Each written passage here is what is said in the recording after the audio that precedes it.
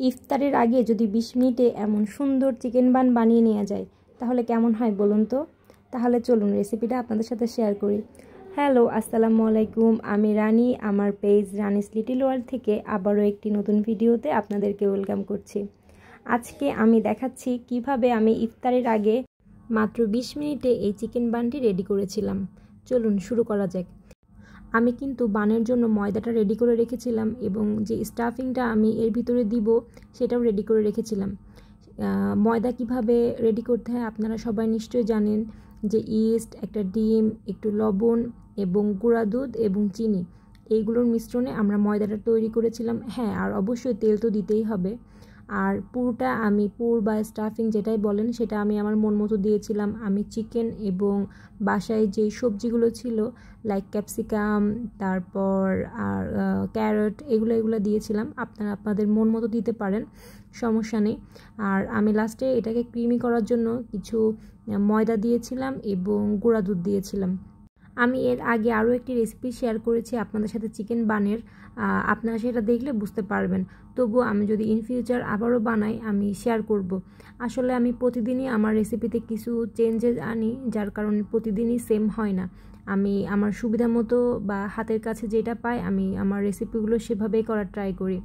যেমন এই যে আজকে আমি বানগুলা গোল করে বানাচ্ছি, আমার হাতে টাইম খুবই শর্ট ছিল। সময় বেশি থাকলে হয়তো আমি ডিজাইন করে বানাতাম, বাট ব্যাপার না, আমি নেক্সট কোনো দিন ডিজাইন করে বানিয়ে আমি আপনাদের সাথে আবারও শেয়ার করব। এই যে আমি বানিয়ে নিচ্ছি আমার ওভেন ট্রেতে যতগুলো ধরে আর কি। আমি ট্রাই করছিলাম যত বেশি বানানো যায়, যাতে আমাকে আবারও দিতে না হয়, যেন সবটাই আমি একবারে বানিয়ে ফেলতে পারি। বাট সবটা আমি একবারে বানাতে পারিনি। পরে যেই ময়দাটুকু রয়ে গিয়েছিল সেটা দিয়ে আমি পাউরুটি বানিয়ে ফেলেছিলাম আমার বাচ্চার জন্য।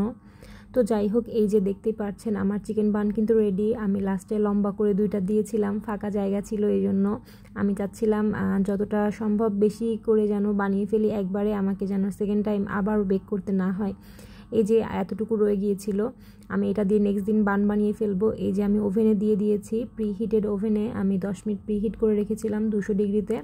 আমি দিয়ে দিলাম এবং আমি ঘড়ি ধরে 20 মিনিট ওয়েট করব। সত্যি বলতে ইফতারির জন্য রেডি করা এবং খুব বেশি সময়ও ছিল না, তাই আমি খুব বেশি তাড়াহুড়া করছিলাম। যেমন বানের উপরে যদি আমি একটু ডিমের কুসুম ব্রাশ করতাম তাহলে লুকটা অনেক সুন্দর আসতো, বাট আমি এগুলো কিছুই করি নাই। আমি ভেবেছি বাসায় খাবো ইফতারিতে, সো যত শর্টকাট ওয়েতে করা যায় এবং যত কম সময়ে করা যায়। তো যাই হোক, এই যে দেখতে পাচ্ছেন না, এটা আমার বানের ফাইনাল লুক। আমি ক্লিপ নিতে পারি না যেহেতু সময় খুবই কম ছিল। সম্পূর্ণটা ভিডিও দেখার জন্য ধন্যবাদ। পাশে থাকবেন। আল্লাহ হাফেজ।